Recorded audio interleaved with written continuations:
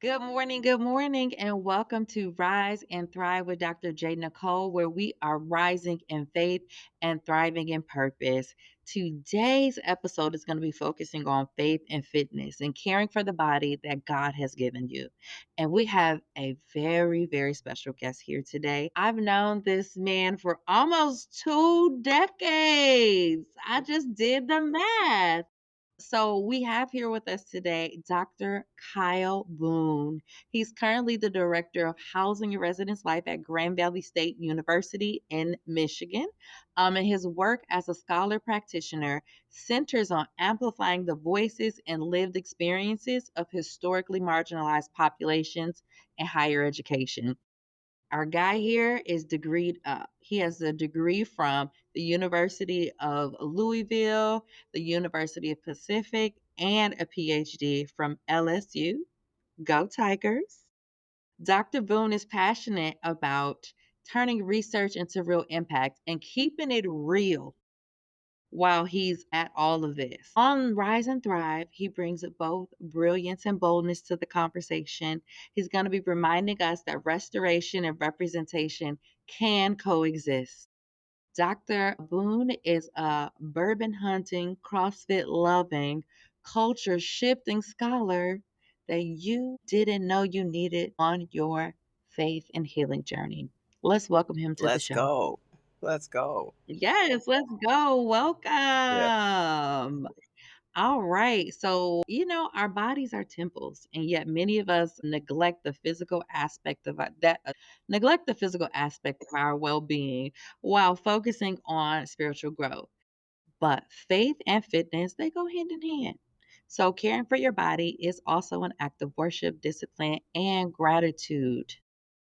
So, in this episode, we're going to explore how we can shift our mindsets around health and wellness and how we can honor God by taking care of ourselves and how to build sustainable habits that support both our spiritual and physical well being.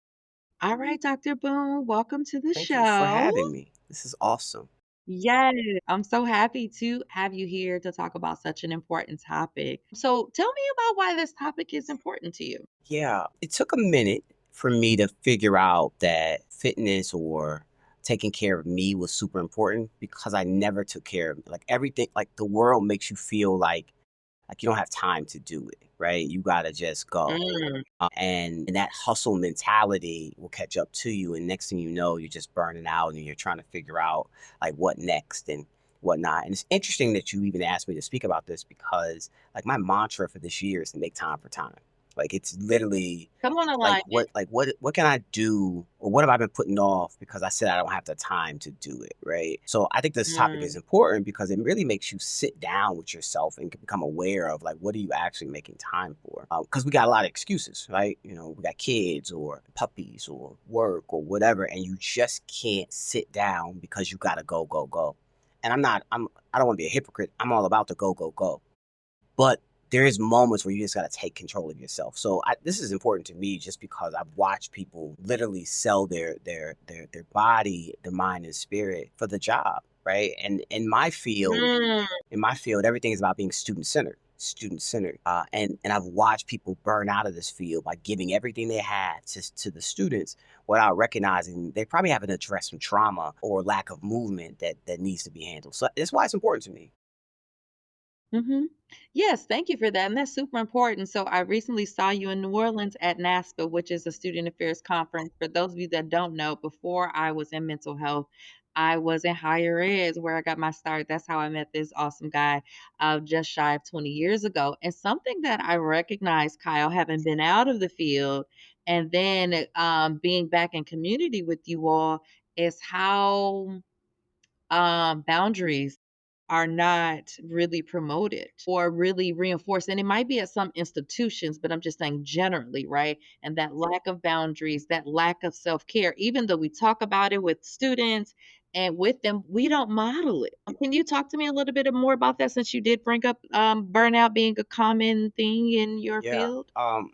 You know, we don't model it. at all. I think we're getting better, but I don't think we Okay. do it at all. Not at all. I don't think we do it as well as we probably should, right? You can just think about like when's the last time you received a 3 a.m. email, right? Like we do that in this field because we're up and we feel like it's Mm. time to work. Well, me at my level, if I do it, my staff may read it and say, well, shucks, Boone's up, so I gotta be up, right? And then it creates something Oh. that is not sustainable, right? So we don't model it really well, but I think we're getting better at it. The thing is, like, Mhm. it's levels. Entry level, early Mhm. career professionals are really trying to put their foot in the door and say, I'm supposed to be here, not recognizing they belong Mhm. since they got their degree, they belong since they got that first job. So And they don't have right, to you don't have to prove. prove yourself to us, and even trying to prove yourself to us, even like in the fitness world, like think about it, like you're not going to run as fast as somebody else, but you might, or you may not. So anyway, there are some boundaries that we haven't really found a way to like create the delineation between work and life. But I think the beautiful thing that I'm watching is even though we haven't done boundaries real well, we're talking about harmony now. Like we're talking about like, well, how do we create some type of alignment with your work and your life? And I think jobs, and I can't say every job, I can say for this job, jobs are Right. saying we do care. Now it's really up to us to say, show me, right? I want to try and see what happens. And I love what you just said, that you're aware of your influence as a leader. That if your team sees you up at 3 a.m. sending emails, that indirectly sends a message that this is a standard. If my Yeah. leader is showing poor boundaries without that, that's what I'm calling it, right? If he's showing poor work life balance, oh well, I gotta rise to that standard that's Yeah, being and set. let me add, like, even in interviews, we love that Hmm. candidate that says, I'm ready to hit the ground running. Like, we love it. We do. We want it. It's sexy. It's the thing. Like, oh my gosh, you're ready to come in and knock a wall down. But even in the idea of it all, like just if you think about it, if I'm in an interview, if I'm in a suit, I'm clean, and you tell me to step out and hit the ground running, like at the end of the day, I'm not prepared to run. Right? Like I'm literally dressed up. I Mm. might rip my suit. I might slip and fall. So the idea sounds good on TV, right? But it's really not something that is sustainable. Sometimes you have to put on your running Mhm. shoes. And I think when I look at like what we actually reward, right? We reward the people Mhm. who don't have the balance. We reward the people who say they're going to hit the ground running and do it. The person who literally wants to stretch a little bit is not seen as Mhm.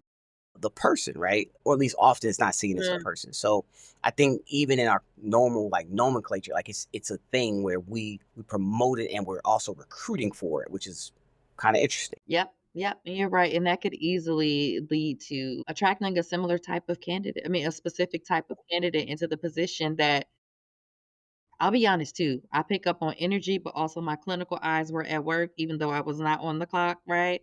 I could see and feel and hear the anxiety in so many spaces and places that I didn't hear before when I was in the community. I had to leave the profession and then also get trained up in a different way that I was like, oh, Yeah, wow. yeah. Where we're Yeah. currently at, that anxiety will always flow, right? Like what we're currently doing, like education is being threatened at a different level. People are, you know, Mhm. beyond like executive orders, people are saying like enrollment is being challenged or is my job necessary? So, that anxiety part doesn't go away. It only amplifies in higher ed, in my opinion. But Yeah. it's a thing that we can't turn a blind eye to. And another reason why this conversation is pretty cool. Okay. Okay. So we're going to shift a little bit about talking about why caring for the body is also a spiritual responsibility. We're going to first start by grounding that in scripture. So I'm going to read from First Corinthians 6:19 and 20. Do you not know that your bodies are temples of the Holy Spirit, who is in you, whom you have received from God? You are not your own. I'm actually going to add 20 because it takes it home a little bit more.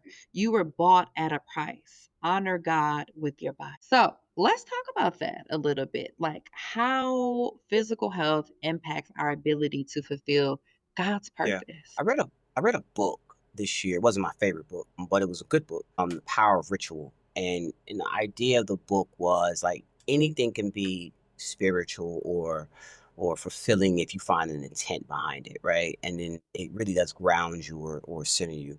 And I think the how of your question is the harder part, like, because a lot of us just can't get started. But the idea behind it is really important. It's not your own. It's just like your talents.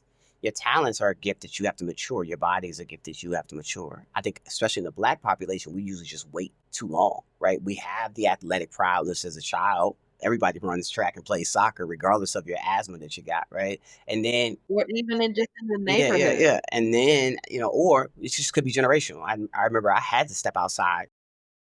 Matter of fact, the rule in North Carolina when I was visiting grandparents was you come back in the house when the sun hits the porch. Like you got to get out. So it was, I've never heard sun hits uh, the porch. I've always heard when the street light comes on. I and when the love sun hits the this. porch. So because it's shady at the time. So it's you're out early. They wake you up to get out the house. But that is something that's really not promoted. And maybe it is promoted, but we have so many things like technology or TVs Yeah, or whatever that's in the fold. So it's not really yeah, promoted in the same way.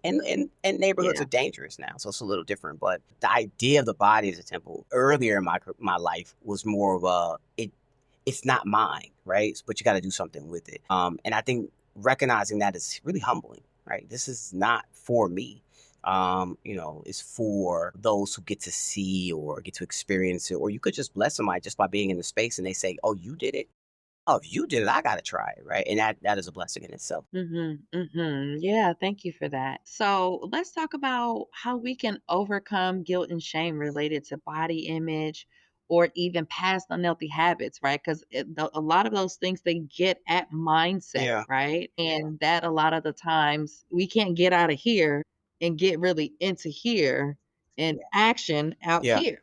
I I love that question. I think what's hard, arguably, is there's a lot of outcome based fitness out there, right? Like it's like if you think about it, like I want a six pack. I'm gonna start for the summer. Mhm. I want my summer body popping. So I'm gonna start in December, November, and I'm gonna get my Mhm. summer body before I get to this trip in April or whatever that thing is. So we're so outcome based. Yeah. And then what happens is you may have put all the work in. You might even diet it really, Uh-huh. really well, but you didn't reach that thing that you said you would get. And then that reward goes away. And because the reward goes away, it's like, well, why did I do it in the first place? Like I really, really Yeah. wanted somebody to validate my existence. And I worked for it. I sweated for it. I ate for it. I got it, but now I'm a little bloated and it doesn't work. So I Yep. think being outcome based um, intensifies that grief, intensifies that shame, and the anxiety I think that goes with actually working out. I like to propose, especially when I first started doing CrossFit, like I used to tell people stay off the scale because the Yes. problem was people would work out and next thing you know, it's like, well, I'm not losing weight. I'm like, well, stay off the scale. Are you getting stronger? Are your pants fitting differently? Do you feel better? Stay off the scale. And women when I coached or when and I'm starting to coach again, but we're really hard to tell that to because I think we have put so much pressure, we as in men have put so much pressure on women that it's like we got to, you know what I mean? We got to be 125, 130. And this it's not even physically possible for a lot of us. Or the narrative is I don't want to get bulky. And it doesn't really kind of work that way. But nonetheless, I think being outcome based doesn't help us, right? I think I like to Yeah. look at it as can I be skill based? Like, what are my goals? Like, what do I really am trying to accomplish physically? Not like in looks and appearance, but in action. Like, do I want to be able to walk up the stairs without breathing hard? Do I want to be able to jump high? Like, what are the action based, skill based things that I want? And then the next question is going to be, what are you willing to give up to get it? Because there is no way to outwork a bad diet. So I think there's the rub, right? Same thing with faith. Like there's no way like to be spiritually righteous on Sunday and then chill out the rest of the week. And the next thing you know, you're like, oh well, I'm good, right? Like nah, you got to go back. Like so, it's the thing of to me with fitness, it's that like you got to take the gym with you. So Love that, love that. And you brought up such a good point with the outcome based because the other side of that is they meet the goal and then they mhm, stop and then they regress and then they start all over rather than it being about lifestyle. But when you think about that, that's exactly how a lot of these companies and like corporations stay in business because they can make you a repeat customer if they create messaging that keeps you in a constant cycle, you gotta, you did it, Yeah. chill, right? So that's a really good point. I love that you said it. I also love what you said too about the make it's still action based, measuring it in different ways essentially, and not just like the scale. There are all these other ways to measure it, or what is the, you're doing this to be able to do what, right? Like, and so that's fun. Like, if your goal is to, what do you call those things when people like jump on the, like the different heights, the things they stack Box shot. up? Yeah. Yeah, yeah, yeah, like, however many, I don't know how y'all measure those, I've never Yeah. done it, right? But it just looks so dope when you see people do those leaps, and it's amazing, and to be able to see that outcome and just saying, like, "I came and I said, 'This is what I Yeah. wanted to Yeah. do.'" And that scale thing, that's the thing, I don't own a scale anymore, Mm. right? And so I walked off between diet and, like, walking. I don't even know how many pounds I walked off, but I know that I was almost a size 16 and I walked myself down to a size 6. Yeah.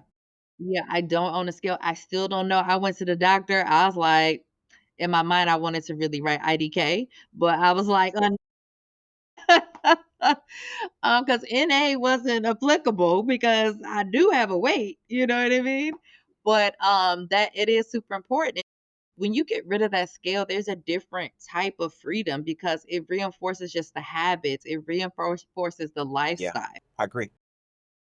Yeah, and what you said, you can't outwork a bad No. diet.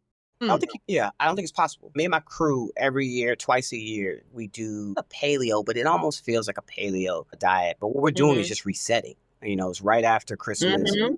and we go no alcohol, no bread, pasta, unnatural Oh, so sugar. y'all taking dry Yeah. January to We another go for level. about 40 days and then it's our way to reset. But for us, and this is probably a little more spiritual, it's really an opportunity for us to be in community with each other. Right? Like what did you Yeah, eat today? Hey, send me that recipe. How you feeling? Are you sleeping well? Are you drinking water? Those are conversations that we're having, checking in with each other because we're all mhm, doing it at the same time. And it's mhm. really a way. I think it's matured us. We can kick it with the best of them, but at the conference, we ran a 5K. Like it was one of those things where we're gonna be in Yeah. community with each other, and then we're gonna really be at peace with that. So I don't think you can outwork a bad diet. I think it's just impossible. Yeah, I love that, that you are in community, not just for the social aspect, right? Like, because that comes with community. I'm hearing that there's like a depth. I'm hearing that you all care about each other's well being.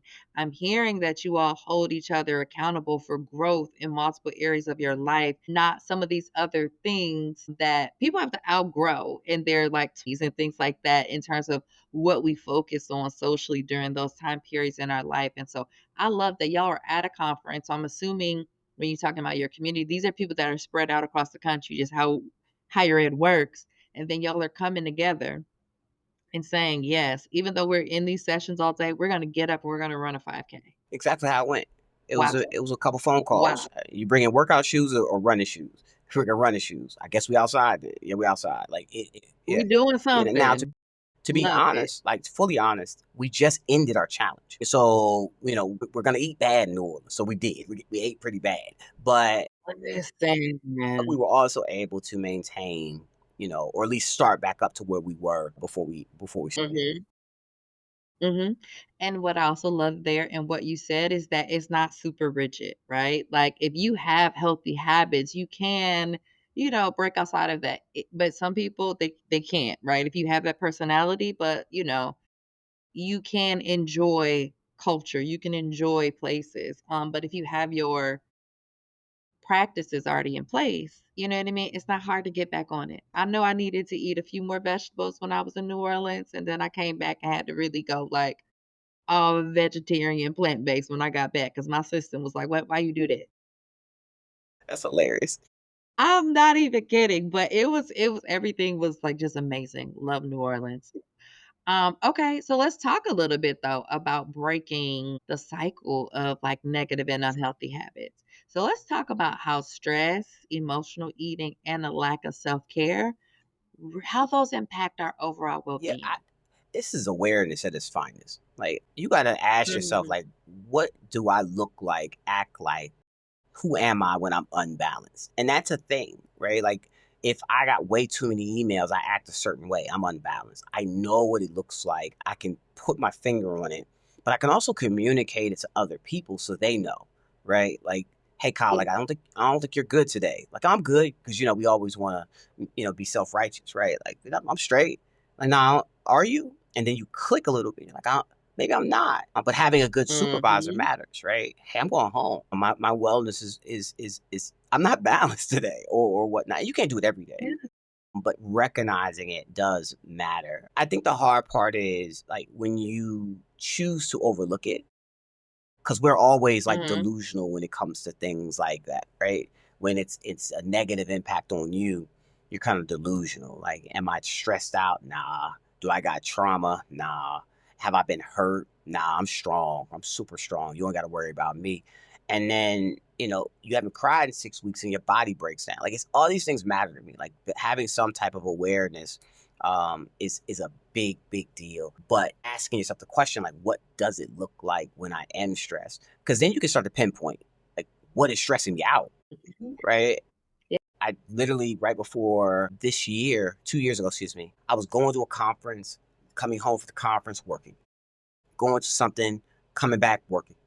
And I caught myself saying, like, I need a break in between these things so I can get back and Mhm. reset. But it was my admin who told me that, like, hey, like, I've audited your calendar. You shouldn't be here. Like, what do you mean I shouldn't be there? Like, Ooh. you're The over. fact that they even thought they needed to do a calendar Yeah, audit is and it's wild. awesome. It was absolutely awesome. So, but recognizing that stress is something you're not going to avoid.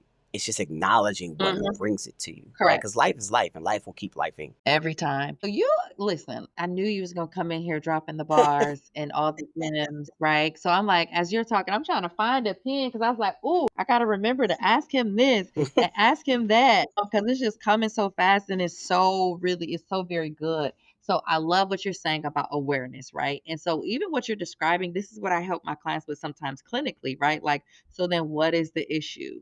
And so when we start sessions, I do what I call the tap in. How are you feeling? How do you know? And how and where are you experiencing it in your body and being, right?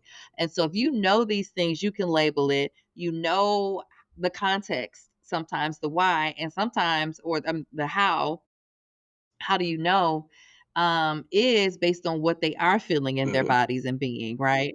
But we don't just stop there because then it's like, well, if we know that that's the thing, right? So, like, I'll use myself as an example. I get hangry. Her name is Bridget, right? So, like, I try to protect people from Bridget. I'm in Chicago right now at the ladies' lectureship with some of my sisters from church. And I was like, no, no, no, I gotta get a snack. I don't want y'all to meet Bridget. Y'all ain't never met her. And there's some of y'all I've never met till today. And we not finna let Bridget out. I'm gonna go get a snack.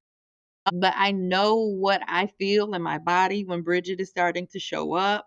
I know her behaviors, right? Like, and I just say that because I get really grouchy and then you don't get the good energy from me. Like, I shut down. I'm irritable. I really don't have nice things to say, right? So I learned to be quiet with that, but that doesn't help it, right? Facts. Like, so where before it was just like I knew it, but I did nothing about it. Yeah. So knowing what it is, my body sends me signs and signals to say, "Hey, Bridget is she knocking on the Hmm. door. We want to do something about that and keep her at bay." So I think that is very important. And with awareness, we cannot address what we won't acknowledge. Facts. So all change starts with awareness. So Yeah. I love you for breaking that down in a simple way where I think is digestible to people to start there. And it doesn't have to be this huge thing either. There was something else that you said. I found my pen. I'm We're not gonna gonna rock out. miss nothing else. Not gonna miss anything else. Oh, it was so good. If it comes Okay. back to me, I'll ask you. But let's talk about how the role of faith-based motivation in terms of creating lasting changes with like healthy Yeah. habits. You know, it. All right. So there's so many different ways of looking at faith based, in my opinion. I know faith is faith, but when you say the word lasting, that changes it a little bit. Okay. It's if you've never worked out a day in your life, there's a degree of trust you have to have with something outside of you to say I'm about to start doing it, right? It just has to Mhm. be because to walk into a space you've never been, I don't care how friendly you are, with their the equipment you've never seen or never really used without a plan is tough. So I think you have to ask yourself, like, where does help come from? Right? Like, there's Mm. only so many YouTube videos you can watch of somebody squatting before you have to go squat, and then you have to say, "Am I doing it right?" Right? So, where does your help come from? And I think oftentimes we have to look at the trust or the vulnerability of it all and say, like, "I need help in this." Doing it by yourself is just arrogant. It's to me. Mm. Don't get it wrong. You can go run right now. That's fine, right? But the idea of being intentional. Excuse me, I think my camera just locked up on me. I apologize. My fault. My connection was bad. Okay. Um, Okay. I wasn't sure if it no, it was was just me. me. You said you can go Yeah. run. But eventually, like, what next?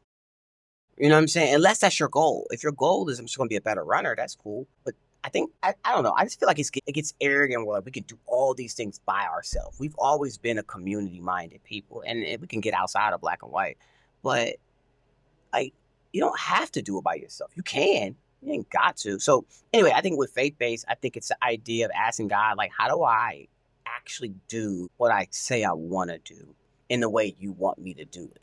Because we try to do it in our own way and you can get injured, or we try to do it in our own way as if meritocracy is a real thing. And then we feel Mhm. like, yo, like, I'm gonna get it. Like you get a badge of honor because you did it by yourself. It doesn't work like that. Every preacher needs a preacher, every coach needs a coach.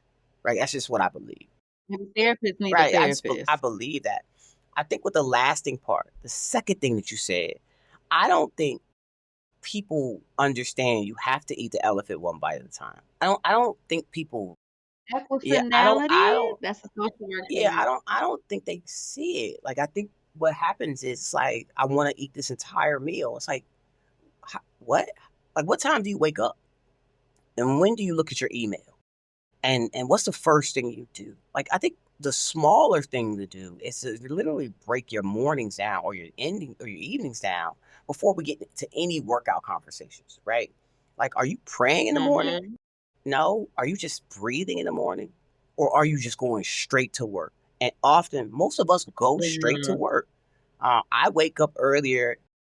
I wake up early because I got responsibility, but that first 15, 20, 35 minutes is mine. That's all mine. I'm reading. I do a minute to 5 minute breathing. I shower. I pray, but that's my time. And what was the problem was I didn't have time to do that before. But you got to make time if it's important. So for me, how I start my day and how I end my day is on my own terms. Now, let me not lie to you. There's emails that might come out at 7 in the morning for me or 8 in the morning, but I wrote them and timed them to go out that time. I'm not working. I don't look at the email until I get to the office. So there's a thing like I want to Gotta get own. Yeah, I started. want to own my day. So to create a lasting impression, it's really like how do I bake it in my day the entire time? But to start, I had to start small. Mhm, mhm. Oh, this is so good. Okay, okay. So again, so much in there. As you were talking about like this individuality having to do it on our own, and what came to mind is toxic individuality over community, where we want all the credit. We want to say, I was the one that did it. I was first. Oh, you just copying me. You know what I mean? That type of thing when we are absolutely right. We came out of community, and then of course there's so many different things that have led to us breaking down, the breakdown of community, and we are rebuilding. And so even community feels foreign to some people. It's more competition than community. But what people don't understand, when you are truly in community, if one elevate, everybody else gonna elevate too. And some people, they just want to be the one that's there Hmm. on top, that everyone's looking to. They want the position. It's very selfish, right? That doesn't help the community. And then I heard you say something else. Am I doing it right? When I hear that, it takes my mind to perfectionism. And I think that alone can stop people from even doing it. So, like, it really just depends on whoever's listening, where they are in their journey, right? Because am I doing it right is going to stop somebody. They're not even going to do it, right? And then you have the other person who is going to research and like do it properly, and then they'll be the one likely to take it back to community. Yeah. I agree. Yeah. Yeah. Yeah. And you also what you're saying, it requires vulnerability on a person because you have to be able to look at self.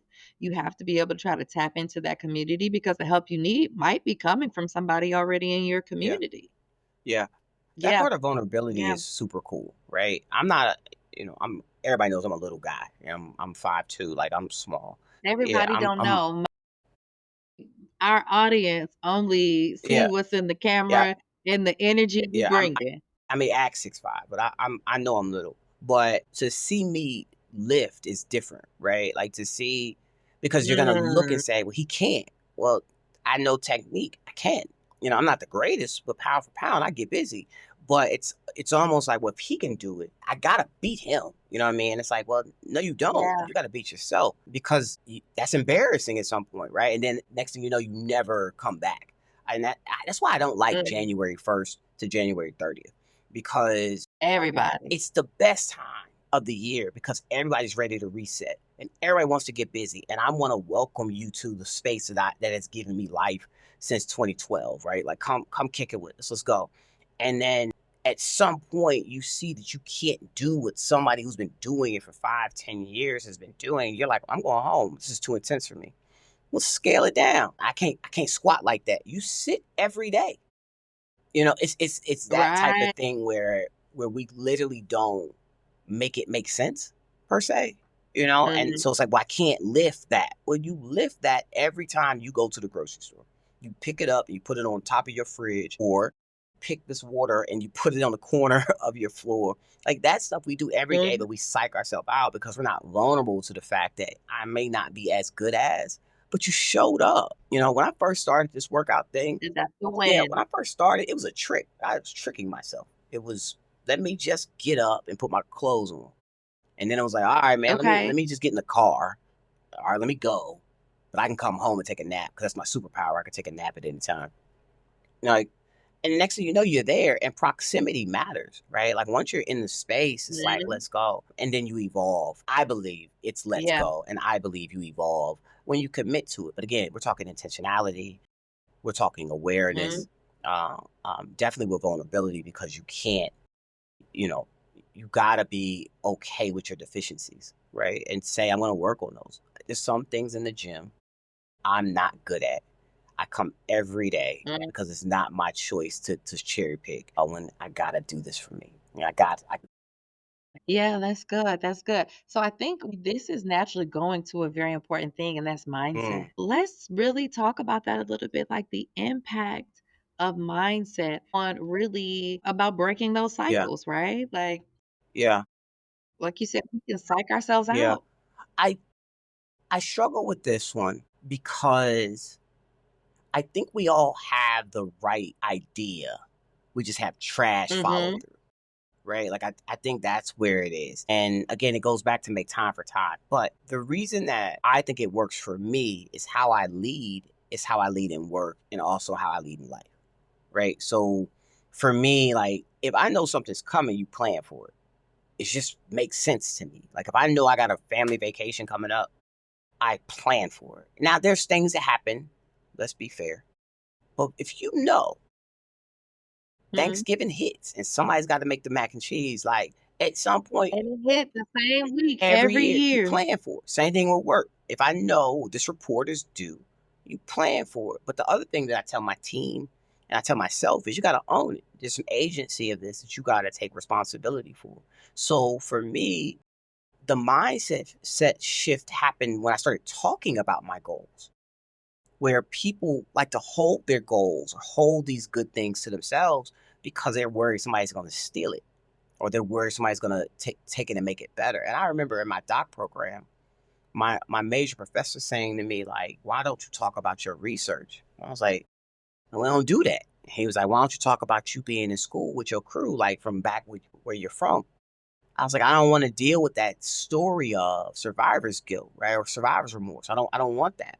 And he was like, so you choose not to speak about it, right? Then they have somebody else they can look up to, but not you. So you're being selfish. And I was like, oh, whoa, hold on, bro. But then Ooh. he elevated and said, and with your research, you act as if somebody is better than you. And then he challenged me. He said, Kyle, if we go, everybody, people know I love clothes. I was like, if we go to a mall, he said, what store are you going to? I was like, I'm going to Express. He said, let's go to Express together. So we go to Express together. And this is in front of the class. And he said, Mhm. we're going to get the same outfit. I was like, all right. He said, we're going to wear it on the same day to the same function. I was like, all right, cool. I love a good He experiment. said, so what's going to happen? And I said, they'll never see. And he was like, why won't they see you? I said, the way I wear it is going to be different. He said, that's the point. No one can do it like you. So you need to start sharing more about what you're doing so people can challenge it. But that's also so you can Mm, make it better. I think the same thing with our goals. So I think our mindset doesn't shift mm, because we pick the people who agree with us. That when we want to take a cheat day, they're like, yeah, you're right, you deserve that. It, but they don't challenge you. They don't tell you your fly is down when it's down. So I think you shift your mindset, like set when you start to really have agency of what's happening around you. But that means you got to start talking about it. And I think that's really hard to say to people. I leave work at 4:30 to go to the gym. Well, why aren't you working? My supervisor said it's okay, and I'm going to make it up hour awesome. I put in my income. hours Yeah, already. That means I got here early enough to leave at yeah. So 4:30. it's talking through your own strategy. It's having agency, been planning for it because you know it's going to come. Like if you know that Yeah. you want to work out, what are your days you going to the gym? You know, every day probably not sustainable, but if you talk about it, somebody will say, "That's a lot, bro. That 7 days is a lot." Then they Mhm. may give you the grace, and they may ask you, "Well, what do you do?" I go 3 on, 1 off, 2 on, 1 off. They're like, why do you do that? Because I'm 45 and I can't run like I used to. I can't move like I used to, and I need a day. What do you do on that day? I actually stretch on that day. I never stretched. Cool, let's get to stretching. Like, I think that's the thing where talking about your goals or talking about what you're doing and how you're enjoying it or not enjoying it helps you shift your mindset in a way that you can build off of the. That's so good. That's so good. Thank you for that. Yep, that's really good. So now that we got mindset covered, how about finding the balance? Because it's easy, you have that mindset shift. I'm all in. I'm going hard in the paint. Whatever the thing is, how do we work on finding that balance? It is trial and error. It's less Mhm, about balance, more about harmony, but it's definitely trial and error. It's what works for mhm, you.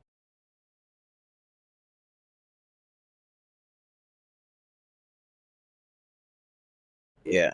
Yeah, balance is if I take two things and I put it on a scale, they both equal in mhm. weight, so they're just as important at the exact same time.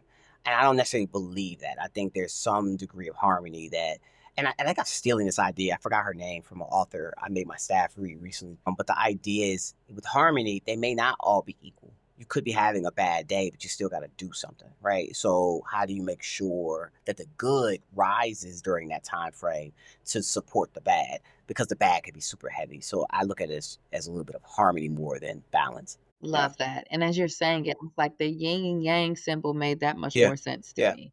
Even though we look at things like, do you really Yeah. process and like interpret the Yeah. image? But yeah, going back to finding the harmony, so that we're not operating in Yeah. extremes. It's taking inventory of your time. It really is. If nothing else from your listeners, they hear from me is, do you make time for time? You really, and that's actually Mm, knowing what is your inventory of your time that you have. Without that, I'm telling you, it's just going to be a long road.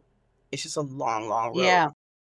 You do got to start somewhere, right? Mhm. But if you could break your life down to the three parts, you got work, you got family, and you got you. Let's just say that for now, right? Well, how much time do you need to spend with your family? How much time do you normally spend with you? How much time do you spend with work? Work is usually going to outweigh everything, and then family is going to outweigh everything. But if you find yourself not spending any time with you, then Mhm. the harmony part is, and how do I bring family into my fitness? That's the harmony part at that point, right? Because you're now asking, I need to do something for me, but I don't have time to do it for me. So who can I bring along for the ride? So at least I'm getting it done. So I'm not saying your life can be divided into three. I'm just saying for the purpose of this example. Yeah, I got you. But yeah, so taking inventory of your time matters. And then finding out or asking yourself, how much time should I give to this? Second thing you need to ask yourself is how Mhm. much money you want to invest in it. Some gym memberships are expensive. Some are free, and a lot of us aren't even using the resources we got. A lot of us aren't even going to the doctor. But the point is, if you got a gym membership and you never use it, that's a thing. A lot of people Mhm. actually bank on it. They Mhm. bank on the fact that you'll pay for this membership and you'll never go. You'll pay for your car wash membership, but you'll never wash your car. You'll pay for this when you'll never show. You pay for your insurance, but you never see a doctor. So they're banking on that. My challenge is to use everything you pay for, like taking inventory of your subscriptions and saying, how can I use it? Yep. So I think with the idea of balance is that time inventory is super important because that's my excuse I hear the most. I don't have time. Mhm. I think once you do that, once you sit back with that, and that could be with yourself, that can be in therapy, that could be with your crew, whatever it is. I think once you have an honest conversation, I think you'll know your starting point, right? Because at least at this point, it could be something small, and your crew can tell you that's not enough, right? Or your body will tell you that's not enough because you're just breathing. That you need to do more, that you've grown, Mhm. there's room for Yeah. expansion. Yes, yes, yes. Love it, love it, love it. So what when you're thinking about this through fitness as an act of worship, right? Because remember our bodies are a temple, right? Is the framework we're Mhm. working with today. So like how can we look at this as like a spiritual practice and just like practical ways to incorporate fitness into a faith-centered lifestyle? And you kind of you're working in that direction with the harmony thing, but how do you think we can do that? There's moments of gratitude I take like every day, right? And I'm a son of a preacher, so it kind of is instilled in me. Hold, hold on. You do not get to sneak that in. I never knew that you were a I'm a, PK all I these think you years. did. I'm an AMEPK, matter of fact. Sir, I did not know. There's no way. Or if you told me, it didn't Yeah, stick, but I know I will never not yeah, know going yeah. Some forward. some of Okay. your people, like they know my people. So yeah, yeah. So yeah. But I start your day with gratitude. I think when you think about your fitness journey, right, and you think about like what you're trying to literally say to yourself. To me, it's God. Like, can you get me through this, right? Or can you get me to the other side?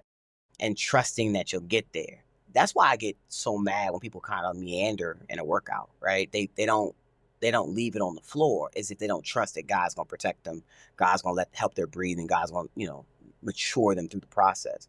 So, and I'm speaking specifically to a lot of high intensity things, but it's I don't know. I think it's starting with gratitude. Like I'm grateful for the body I have, Mhm. and I'm not working out because I'm not grateful. I'm working out to actually show how grateful I am because if I lay around dormant, then what happens, right? It withers away, just like my talent, right? So if I don't use it, Yeah. it withers away.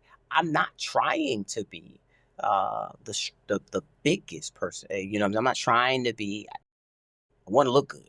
Let me keep it buck. I wanna look good, but I'm not. I mean, it's Yeah, possible, so why not?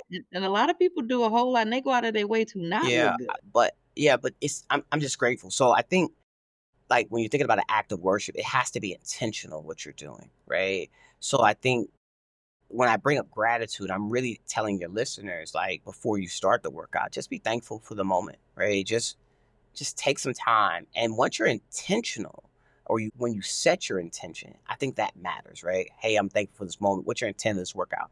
I want to give it all I got. I want to be present in the moment. It takes a lot of centeredness for you to actually make that happen, right? For your mind Mm. not to be with your babies, for your mind not to be with the debt that you owe to the IRS, for your mind not to be to all the bad. God, like that's a faith based journey. Like this, give me this moment in time where I can just be, but I don't want to be by myself. I want God there with me. I think that's valuable. Yeah. Yes, yes, yes. That's so good, so rich. And I also heard an undertone in there of discipline and being Yeah, disciplined in yeah, the process. Yeah, that's really yeah. good. If not, and sorry to cut you off, I think if not, like No, you're you're good. just working. Right? If you're just working, you're not I mean, if you're doing a workout and you're not disciplined, all you're doing is working out, in my opinion. Like, because you haven't given up anything. You're just working out. Like, what are Mhm. you willing to give up to get it? that Snickers, that Mhm. ginger ale, like that one day where you just don't want to go, that because you don't want to be embarrassed. What are you giving up to get? And it could, like with the example before, it could be your own personal time because you want to bring other people along, but that's okay. Yeah, and that's interesting because sometimes we wanna bring people along, not for them as much as it is for Mm, us and our codependence. And even what you talked about, or you mentioned this earlier about having, like, survivor's remorse or survivor's guilt, or just I guess Imma call it yeah, thriver's yeah, remorse. I And like that. I heard it here today, Yeah. thriver's remorse, yes. Because then if I've changed, who am I? Who becomes my community? And like people are in fear of that. And like with community and sometimes what that means, and to be able to have this discipline, to be able to have these practices and really honor your body as a temple, sometimes what you're speaking and doing can be very radical. Because people Yeah. are like, I remember when I first stopped eating pork. Let me tell y'all something. My family is from Jackson, Mississippi, baby, and eat everything, okay? And my aunt, shout out to my auntie Pop, love you. Her ham, listen. It's from the I don't remember a time in my life where I did not love her ham and being at her house on Thanksgiving, Christmas, whatever it was, she would make that ham. You had to put the pineapple slices on it, all the things, right? And I came back home because I think I had moved away. So this is when I was first early in the field, University of Maryland, first year working there. And I came home for Thanksgiving and she got to slicing that ham because she just all these years, like this is 20 something years, Jeannie have her plate out for that ham. And I was like, oh no, I'm not gonna have any. She looked at me like I had cussed at her. And I was like, I don't eat pork anymore. She's like, what you mean? When I tell you her Yeah. feelings looked hurt, I had no idea that she had me in mind when she Hmm. made that Yeah. ham, that, cooking and things like that. And I get it because it's in me too, right? It's also an act of love, an act of service to show those that who you care about, that that you do care about them. And she thought about me, but like I was like, wow, I didn't realize how much I was shaking things Hmm. up. So talk about that, how that it can be radical and to help our Yeah. listeners, our audience prepare for that, Yeah. I right? think people think you're joking, right? Like when you do that. Like, I'm not doing this anymore. What do you mean you're not doing this? I know you. What are you talking about? You know what I mean? That one guy that you grew up with that said, I'm faithful now. Like, what are you talking about? Like, it's that. It's like people people could judge you, and it's almost like, well, why did I even tell you in the first place? Like, you supposed to believe in me, not the ribbing of it all. Yep. But the Yep. radical, like, idea that being radical is real just because, as my mother would say to me, like, your name is your name. And people only know, like, who you've been. They don't really know, like, where you're actually going per se. I think some people can say, like, oh, I see it in you. And I do believe in that. But Mm, often, if you've been the person who is done nothing physical, to jump out and yeah. say, I'm doing something physical, it's like, no, you're not. Like, I know you, right? So, but it's also, unfortunately, Mm, like, you probably haven't had it out there where you can show that you can actually accomplish it, right? Like, so yeah. it sounds like tongue in cheek. He's just talking. He really ain't Yeah. about it. And they literally Yeah, say that he's just talking. And sometimes. I think that's the issue. I think that's the issue of being outcome based, right? If you don't have something done by a certain amount of time, people are like, told you. That's why, like with doc students, I never ask them when they're finishing, right? Because the moment you ask and they're like, oh, I'm finishing next month. I'm like, where are you sure? And then you get to that one committee member that says you're not ready. It hurts. It's a bummer. And that's why people are ABD for longer than they need to be ABD. Same thing with fitness, I would Yeah. argue, right? Like, or that journey. A lot of people have said, I'm gonna be this in 6 months, 7 months, 8 months, because I'm outcome based. And then you get there and you're not there, and people are like, I told you. But there's progress that I think people Facts. miss along the Facts. way. And that's huge. Like, yeah, I didn't get to I don't know. I was just thinking like if someone wanted to lose 100 pounds, right? You didn't get to 100, but you got to Yeah. 65. It, Hello, you see yeah. the proof is working. I just gotta tweak a few things and I'm gonna Yeah. keep I going. think that's the part where I was going with the radical part. We haven't had a unified, collective, shared vision of what success looks like. So it's radical because it's like this big lifestyle change has happened in one moment, right? But you haven't seen the Mhm. incremental changes that brought you to the place that said, I don't want to eat pork anymore, right? Like there's something that happened that led you Oh, up. I wanted it. Yeah, but something happened along the way though that said, I'm Yeah, not doing this. But all people saw was you're not yeah. doing it. It's not the what happened? You know what? I was thinking about it, and this is going on, and this is going on. And I started reading a little bit, and I'm getting a little bit more aware, and I want to be more intentional about what's happening, and I want to be a little more disciplined, and I'm trying to find some balance in my Mhm. life. All those things we talked about throughout this whole conversation led up to the decision, but only the people only see the decision. So it's like, Dad, what happened to you? Well, a lot. Let's talk about it, right? That's that agency that I was sharing earlier. That's that planning that I was sharing earlier. It's a valuable thing to do to share your story. We don't do that well either. But, I think this hopefully with this podcast, people recognize that, it's valuable to say, I got on and got off and got back on and got off and now I'm back again and we're gonna see what happens, right? Absolutely. Because you might catch a friend that says, Me too. Let me be your accountability partner. Why'd you start your journey? I started because I wanted to get better. I got type 2 diabetes. I'm really trying to be here for my kids. Me too. Now we have a connection, we have a shared language, we have a bond. So let's do it Mhm. together. Now we got some accountability rocking. And then we can check on each other. Oh, we got a feedback loop now. Like it's something about community that matters, but it's speaking about being Mhm. intentional. Mhm. It's speaking about being disciplined, all those things. But I think it looks radical because we only see the outcome. We don't see the story behind. Yeah, that's good. And that I know you thing, oof, oof, that they know you, but I think people misjudge because it's almost like they're saying you can't outgrow the limitations I've set for Facts. you. Which in a lot of times could be limitations that they have set for themselves.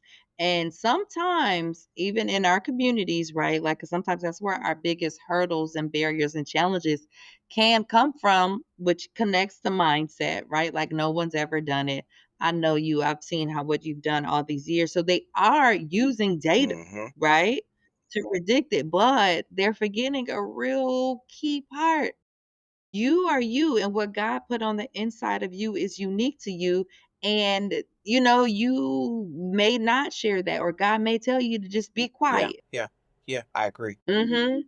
Yeah, that because I'm like that I know you. So like it's like the cousin to shoot. What's the other one that people use in a way? Oh, I don't want to give you false hope. Mm, Like those two things are related. So you rather I have no hope, essentially is what you're yeah, saying. yeah, yeah. I agree. Yeah. I agree. Yeah, yeah. So those things where we think it's Hmm. protection, right? Because I get that I know you was like, I don't want you to get your feelings hurt if it doesn't work out. That's why I said they're like related. They're cousins. I don't know how closely they're related, but it's of a similar mindset. And it can come from those who really care about us and they think they're protecting us when really they're clipping our Yeah, wings. yeah. And we haven't had time to figure out a whole nother situation, a whole nother conversation. Like, how do you challenge back? Like, we just haven't figured that out. We're so defensive of our own actions or inactions that it's more of us to make an excuse, and we haven't said, "Hey, you hurt my feelings. What? Like, can we talk about it?" It's usually you hurt my feelings, and we're not friends anymore, and then you put your back against the wall and you're fighting at the corner. But being able to say, "Hey, like, when you said you looking a little thick, that didn't make me feel good. Tell me what you were actually saying to me, right? Were you saying that I look unhealthy? Are you saying that, you think I need to work out? Do you know I've changed my eating habits? Like, And I wouldn't even ask all those questions. What were you yeah, saying? Because it's on that yeah, person who from whom it came yeah, instead of you trying to guess. And what you're describing right there, that's a lot of times the narrative that goes on in our mind after the fact when we haven't expressed in the moment that our feelings have been hurt, or because we process at a different speed, like when we're quiet and settle down, like, hold on, what they yeah, just say? Well, why? And then that's the narrative that can start going in our minds, and we need to just put that back on them. And sometimes you gotta pay attention to the source from which the comment yeah. I agree. comes. the one telling you thick is thicker than Yeah, you. yeah, yeah. I think it's all valuable. Like understanding what you heard and what they said, all valuable, right? So, but we haven't Mhm. had. I think there's some trauma in that because when we're going into this journey and we're really trying to really make a radical change, people are belittling the small steps around the way, and then it becomes it's Mhm. only about the big deal. But the big deals that's small. Think about the road trip. Last part, like when I go on a road trip, like I tell this to anybody who Mhm. wants to like like work out or set a goal, but usually it's about working out. And again, I'm not the greatest workout guy, but hear me out. If we were to say right now, me and you, Doc, we're gonna go to on a road trip. We're gonna drive though. Like you pick a city where you want to go. Like where would you want to go? Look, I'm like, "Where we going?" Yeah, Because my imagination is mean. I'm like, but "Where you we tell me going?" where you want to go. I wanna this would be a road trip. I want to go to Okay. Arizona so I can either go to Sedona or go Yeah, see the Grand yeah. Canyon. So we're gonna rock out. We're gonna get in the car. We're gonna take probably my car. You know what I mean? I'm gonna let you chill for a minute. We're gonna drive it out. Since we drive it out, Okay. we got to get snacks. So we're gonna pick up some snacks. They don't got to be healthy. We're just gonna get there, right? And then as we're driving, since you're coming from the East Coast, you know what I mean? I got to go to you, come back. I get a flat, right? I got a flat tire. Do we go back home or do we get it changed? Get it Get it changed. So we get the changed. tire changed and we keep. 'Cause you still gotta get it changed to go Yep. So we home. get it changed. We keep rocking. As we keep rocking, next thing you know, hey man, keep it a buck. I'm sleepy. Do we go home or do we just stop and take a nap? We stop and take Yeah, a nap, or if I feel like you driving, drive. So then we keep it rocking. Next thing you know, we get pulled over by the police. Do we go home? Do we just take keep it rocking? ooh, I see what you're doing here, all these Right, barriers. How close are we when we get pulled over man. by the We police? proud like we in Texas, like we rocking. We are close. Okay. Well, then Imma say let's keep well, even still, you too far from home. We gonna We keep going. And going. I think that's the thing. Like We gonna keep then going. we get there, we have a blast, but then we come back. The story Mhm. probably should be about the trip, right? Like the journey. But what we do is we talk about what we did in Arizona. We don't talk about like, Yeah, hey man, remember we got pulled over? Like, remember what happened when that comes yeah, later for so I think sure. that's the thing with fitness, right? Like we only talk about when we made Mhm. weight. We don't talk about, hey man, that one time you look stupid with your shorts on. Or you know that one time, like it's radical because it literally makes it make sense. It's radical because it paints a fuller picture of what we're doing. It's not just about we went to Arizona. It's we drove to Arizona. We had fun. We Yeah, talked on the way. We spent more time in the car than we did at our destination, but the destination was yeah. important. But the trip, oh man, that Mhm. was it. So I think that's where when we talk radical, we're talking that to me. Yes, love that. That was so good. And I love a good example and just like to take us through it, Appreciate it. right? That's exactly how it goes. And that is indicative of the different barriers we face, whether it's fitness, whether it's going back to school, whether it's relationship. Like we're gonna be faced with barriers. And what are we going to do? Are we gonna turn around and go back or are we gonna keep going? So I what I got from that was definitely keep going. So we talked already like about community and accountability and as well as like just like spirituality in general. So I want to get a little more personal, right? Talk to us a little bit about your personal journey of integrating like faith and fitness. Yeah, mine is different. I was never a fitness guy growing Mhm. up. I ran track in high school because colleges said I needed some type of extracurricular and I knew I wanted to go to college. And I picked track because girls showed up and I was like, that's a win win. So I didn't have a definition of or a true destination of what I was trying to do other than to fulfill the requirements to go to school. So my journey really didn't start. I mentioned it earlier until like 2012. Like I Yeah. was in my doc program. A friend of mine hit me up and said, I see a Groupon for this CrossFit thing. You should try it. And I was like, nah, that looks intense. He was like, but we should, it's $50. I'm like, okay, well, $50, let's go. Yeah. So we did it, and we did it for about like a month, and because it was 30 days. And then when it ended, I really like was like in love with it. I was like, oh, this is dope, and that's sport per se, right? Mhm. And then they said, here's how much it will cost, and they put the cost on the table, and I was like, I'm a college, I ain't got it.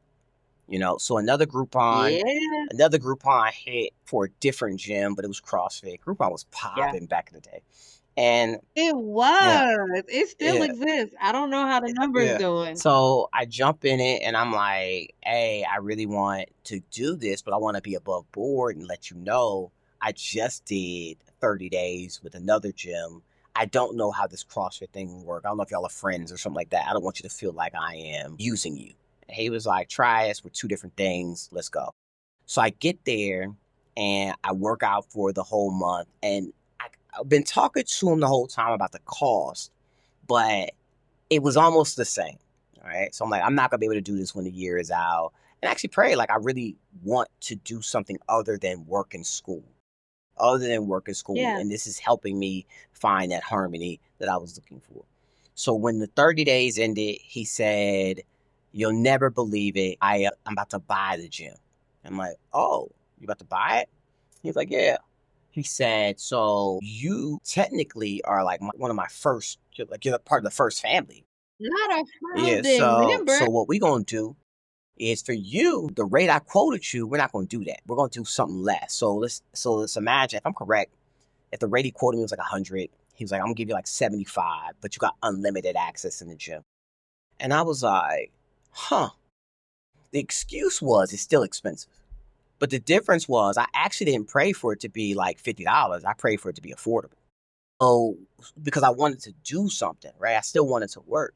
So I was like, bet. Like, honestly, I'll do it. He said, the only thing that's contingent, just so you know, is you and your friend that you've been bringing have to start, like, you're on a couples membership. We're not a couple, but we're on a couples membership. I said, so we both get in for 75? They were like, yeah.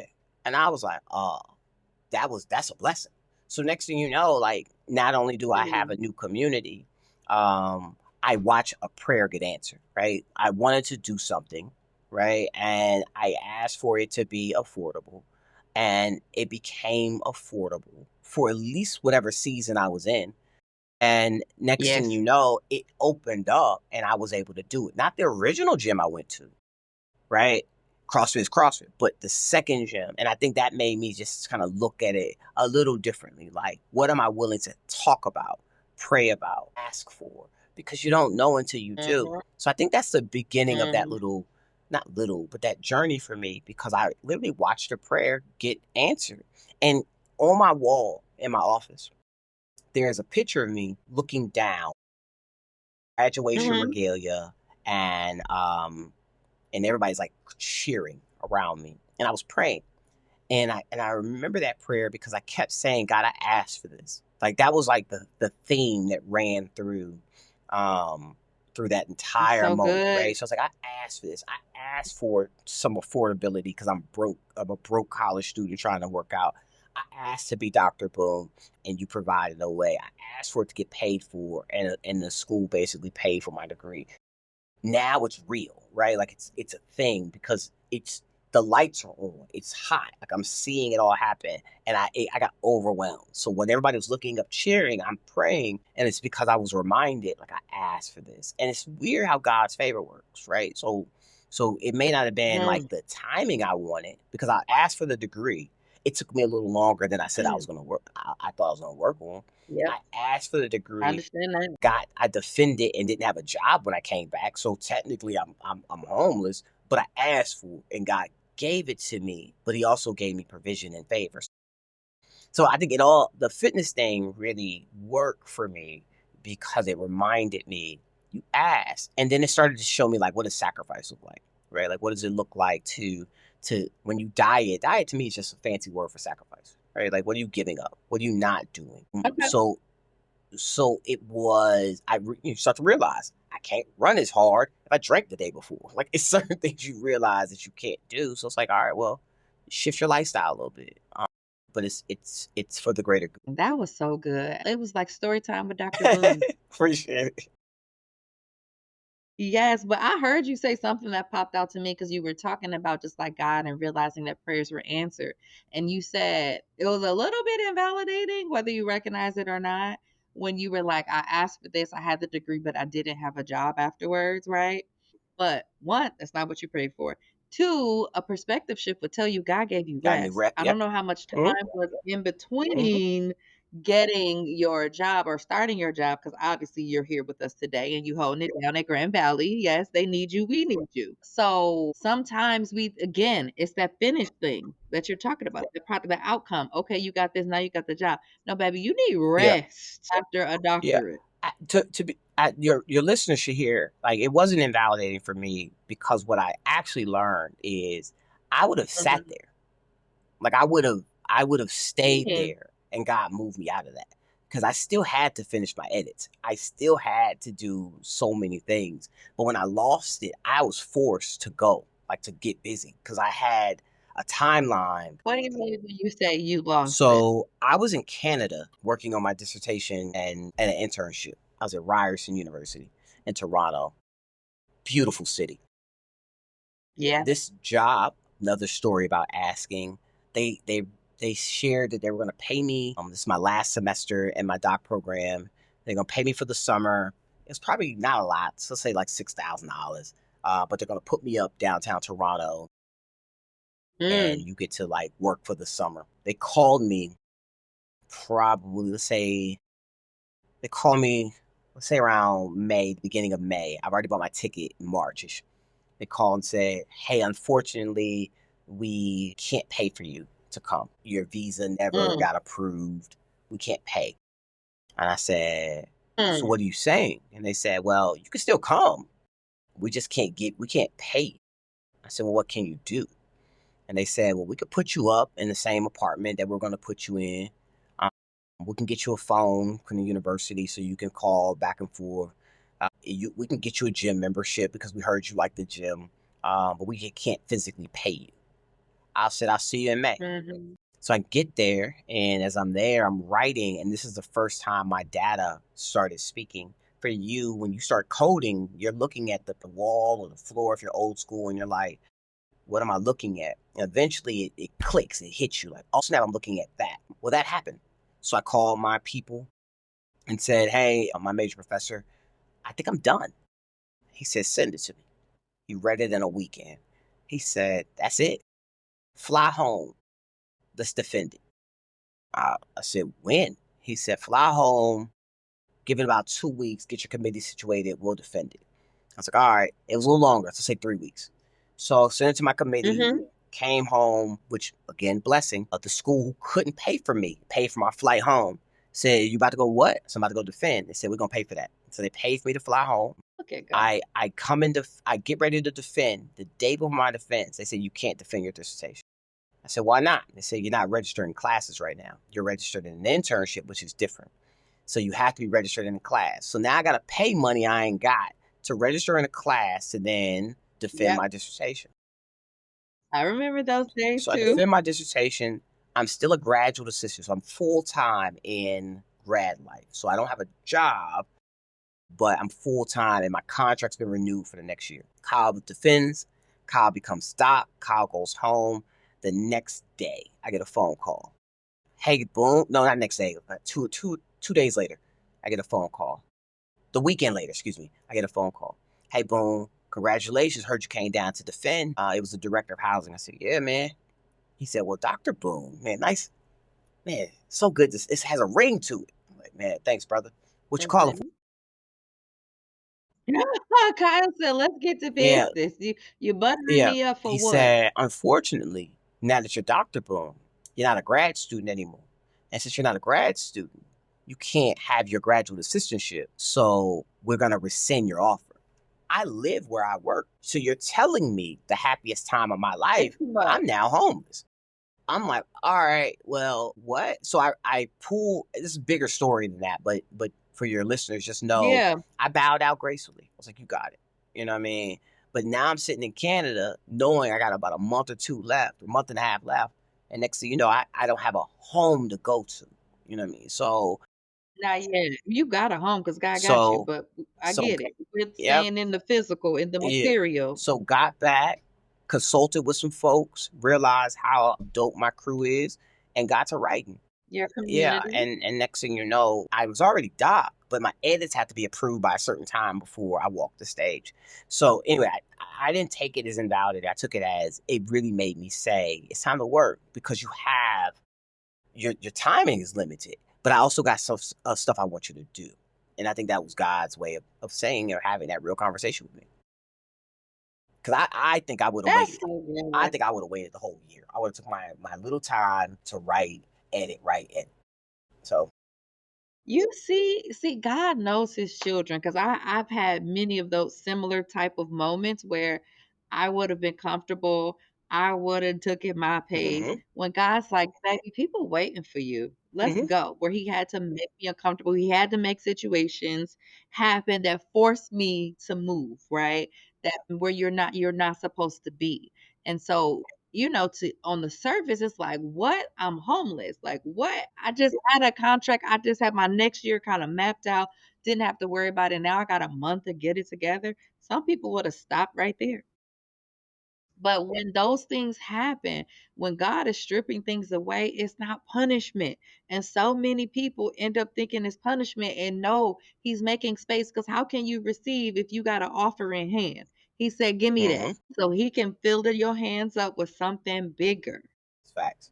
something better, something handcrafted just for Dr. Kyle Boone, who prayed for this. And I'm going to give him double for his trouble, and I'm gonna bless him exceedingly and Yep, abundantly.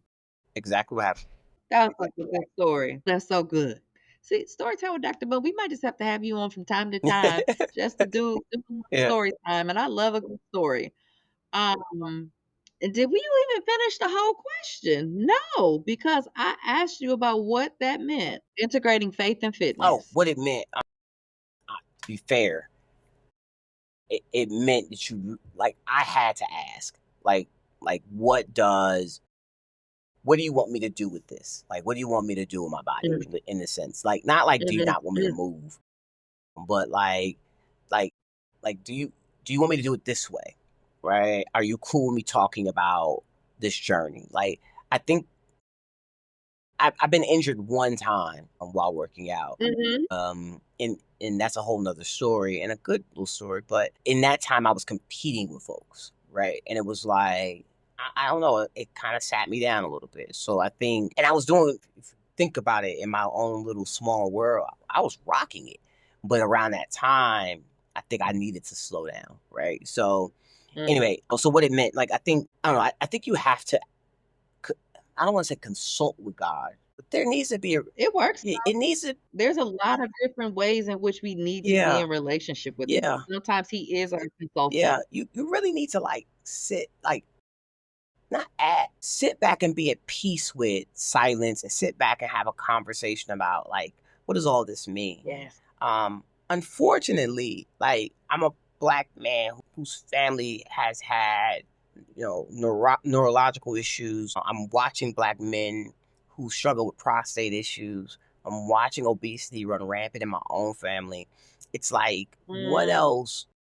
Like, how do we break this, right? How do you want me to show up? Because I am different. Like my mom gets busy in the kitchen, yeah, I but I bet. I and this is also about status, but some things I eat now that my mom ain't eating. You know what I mean? Like my mom puts sugar in a lot of stuff. Be over Like, there eating, Dr. but Boone. it's just our normal. It's probably the normal stuff we normally eat. You know what I mean? But it's the from where I'm from, rice, potatoes, grits, cream of wheat. Like that Yes. was a thing, Love me a good bowl of grits. right? So to challenge that and be like, hey man, I'm cool. Like what do you mean you cool? So it's I'm not breaking a generational curse. 'Cause I don't think it's a curse, but I'm challenging what we You're a know. cycle breaker. Yeah, we're just challenging what it is. You know what I mean? Just think about Mhm. how much sweet you eat. So anyway, I think maybe I'm going around the world with like what does it mean? But I think it does mean like you have to be okay with not being okay. You have to be okay with looking at stuff and saying you ain't got nothing for me in here. Let me go get something else, right? I'm gonna have to go see my dad in a couple days. I know for sure his refrigerator is not gonna have what I need in it. You know what I mean? It's okay Yeah. with going to get what I need and seeing if he'll jump in there with me, right? Anyways, but I don't know. It's also an opportunity to be in family. I mean, community with family, right? Because I'm gonna walk with my Yeah. family. I'm gonna get people outside. Yes, absolutely. Bring them in on a journey with you. Man, this has been so good and easily I think we could continue talking about this. So I do want, because I know you and you've been laying the groundwork here, what are a couple good, easy reads that you think could be good to recommend to our audience? Reads. I can give you one right now. Think Like a Monk. Jay Shetty would be Mm. a Jay wonderful. Shetty's popping. Yeah, it would be a wonderful start. It's long, Okay. but it gives you space to talk about like what does meditation look like? What does centering and grounding look like? I think that is a good one. I said I didn't like it earlier, but I was only saying it because it's repetitive. I think the power of ritual is really good. It's just not. But think about it. It makes sense for it to be repetitive if it's called the power of Yeah, it's ritual. it's super like you're like I think I know the ending. But I think those two are a really really good start. I think the other read that I will offer, which has nothing to do with meditation, is Heavy by is it Kiese Laymon? I mean, I probably butchered his name, but it's like a letter to his Yeah. mother about his relationship with weight. Oh my gosh, it is powerful. It is powerful. Okay. Yeah, Laymon. I think he's a professor at Rice. I'll link it so that they can Oh, find it's it. powerful, but it's an excellent, excellent read about like his journey. And matter of fact, I would even start with that and then possibly go Think Like a Monk number 2. And then if you got time, maybe next year, Power of Ritual. I'm so glad you asked me that question. Yeah, it's good. Okay, so now we're gonna wrap you up with our signature question. If you could leave the audience with one powerful truth to help them rise and thrive, what would it be? But tell your audience it's powerful to start your day or end your day on your own terms. That you're my second guest that talked about that being such an important part. And that's the episode, in case any of y'all missed it, with Coach Rice, where he talks about spending the first part of your day like with Yeah, self, right, and needing that. yeah, Thank you for reinforcing that for you got it. sure. So I want to thank you again, Dr. Boone, for taking time out of your busy day to be here with me today and to really bless our audience. You left us with so many gems. I got notes. I had to write it down because we got to do a really good recap on there, right? So the first thing you said, do you make time for time? So listeners, make sure you're making time for the things that are important to you, making time for time. You talked about the importance of awareness, and that's how we can start this journey and grow. And I'm calling it the first 15, what you just wrapped up with. Spending that time with yourself. Call it the first 15 because that sounds catchy, but it could be the first 50, the first 30, whatever works for you in your time. What matters is that you start your day on your terms.